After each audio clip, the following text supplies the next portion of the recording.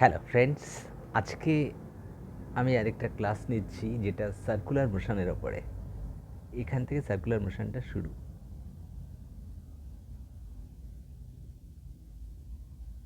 Circular motion অর্থাৎ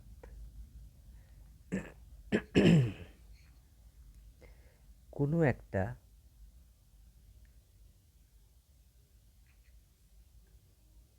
point আছে, কোনো একটা সাপোজ কোনো একটা ঢিল আছে, তাকে সুতো দিয়ে বাঁধা হয়েছে। ঢিল বা কোনো একটা স্টোন আছে, স্টোনটাকে সুতো দিয়ে বাঁধা হয়েছে। এবার সুতোটাকে এখান থেকে ঘুরিয়ে এখানে করলে, মানে ধরুন এটা পি পয়েন্টে ছিল, পি ড্যাশ পয়েন্টে চলে এসছে। তাহলে এই যে আমরা সার্কুলার মোশন এটাকে চালালাম, এটা যদি থিটা হয়, এটা যদি আর হয়, তাহলে আমরা বলি এই যে পি পি পি ড্যাস্ট, এই যে পথটা গেল, এটা হচ্ছে সার্কুলার মোশন। কেমন? এটা সার্কুলার মোশন। এবার টোটালটা যদি আমরা এরকম করি, এটা যদি একটা সার্কেল ধরি মনে মনে, তাহলে সার্কুলার মোশন হিসেবে আমরা লিখতে পারি পিপি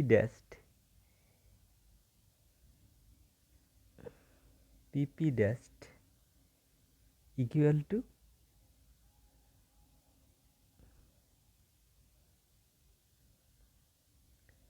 আর থিটা। অর্থাৎ আমরা বলতে পারি যে এই পিপি ড্যাস্ট মানেই হচ্ছে linear motion, S is equal to R theta. এটা কেমন করে এলো? এই থিটাটাকে এখান থেকে ধরা যাক আমরা কি করেছি, সাইন থিটা নিয়েছি।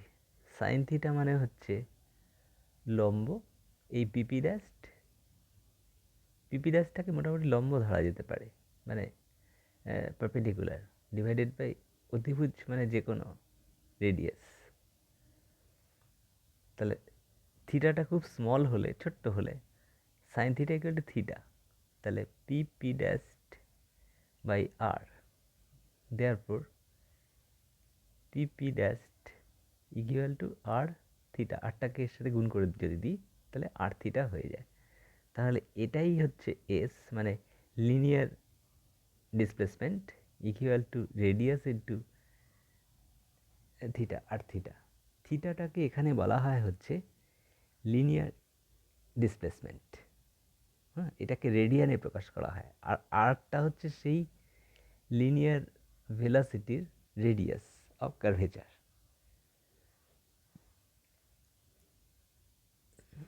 ঠিক আছে, এবার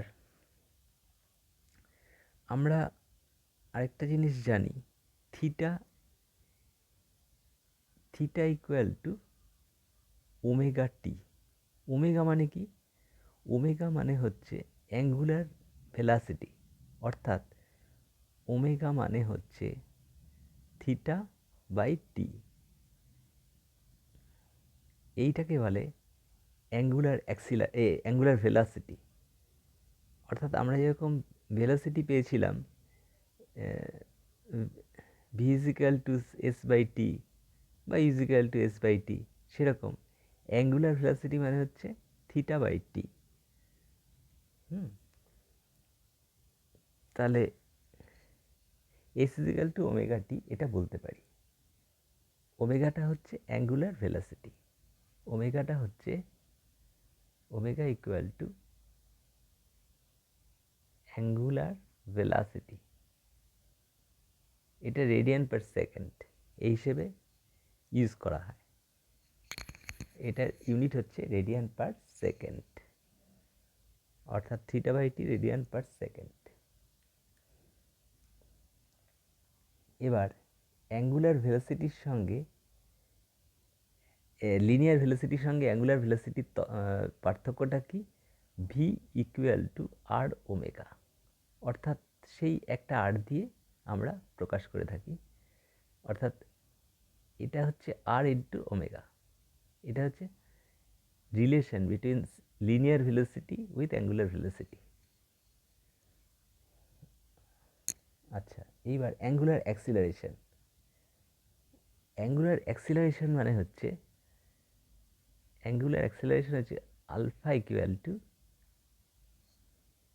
DV D omega by DT, D omega by DT. এটা হচ্ছে অ্যাঙ্গুলার অ্যাক্সিলারেশন। এর সাথে লিনিয়ার অ্যাক্সিলারেশনের তফাৎ কি? সেটা একই জিনিস। আমরা কি জানি?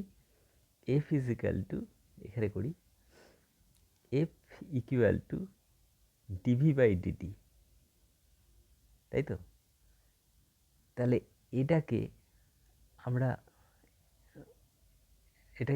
এইটার থেকে এটা আসতে পারে, ভি মানে হচ্ছে, এই যে পেয়েছিলাম, ভি মানে হচ্ছে ওমেগা, ভি মানে হচ্ছে omega into R, omega into R by DT.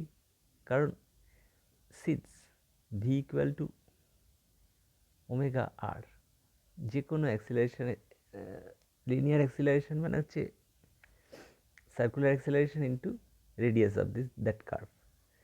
তাহলে এটাকে বলতে পারি F equal to omega dr by dt. এবার এটাকে যদি বলি তাহলে এটাকে কি বলা হচ্ছে? Dv by dr by dt মানেই তো, সরি, আরটা কনস্ট্যান্ট, এটা একটু ভুল লিখলাম, এটা ডি ওমেগা, এটা আরটা তো আছে তার সাথে। এবার আমি আরটা যেহেতু কনস্ট্যান্ট, এটা এপাশে রয়ে গেল into D omega by DT. তাহলে এই জিনিসটা হচ্ছে আর, আর এইটা মানে হচ্ছে ইন্টু আলফা।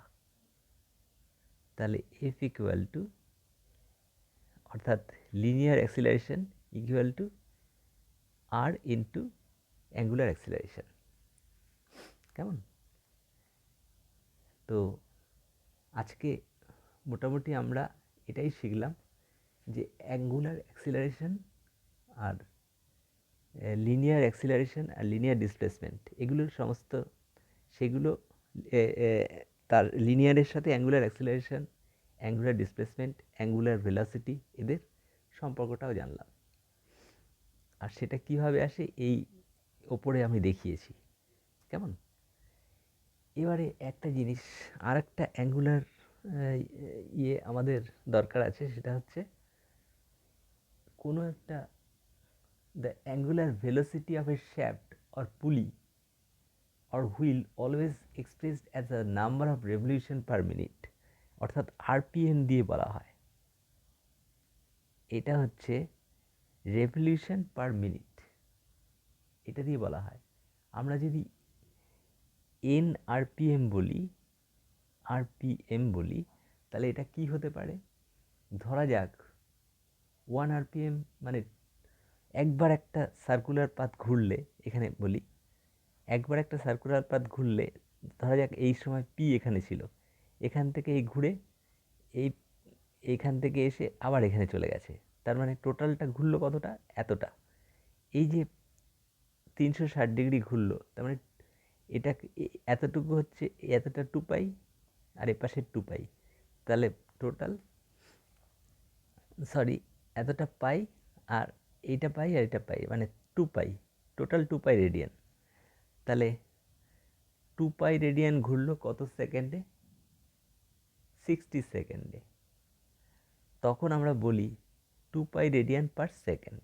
কিন্তু যদি এনআরপিএম হয়, তখন আমরা বলি omega equal two 2 pi into N revolution হচ্ছে পার মিনিটে, তাহলে পার সেকেন্ডে কত হচ্ছে? এত রেডিয়ান পার সেকেন্ড। এইটা হচ্ছে আরপিএম হলে তখন তার ভেলোসিটি, সরি, কেমন? এটা হচ্ছে অ্যাঙ্গুলার রেভলিউশন পার মিনিটের সাথে অ্যাঙ্গুলার ভেলোসিটির সম্পর্কটা। কেন? এটা আমাদের কাজে লাগবে। তো আজকে এই পর্যন্ত, থ্যাংক ইউ।